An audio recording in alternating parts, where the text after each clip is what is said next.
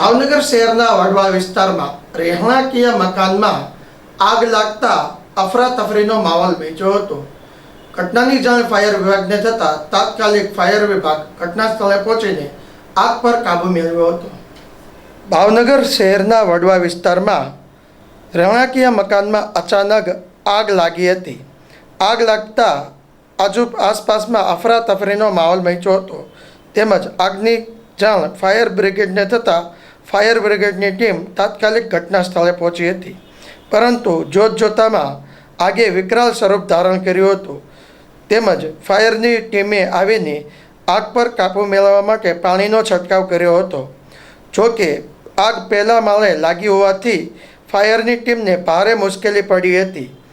આ સાથે ફાયરની ટીમ દ્વારા એક બાઉઝર પાણી છાંટીને આગ પર કાબૂ મેળવ્યો હતો અને આગ લાગવા પાછળનું કારણ હજી પણ જાણવા મળેલ નથી।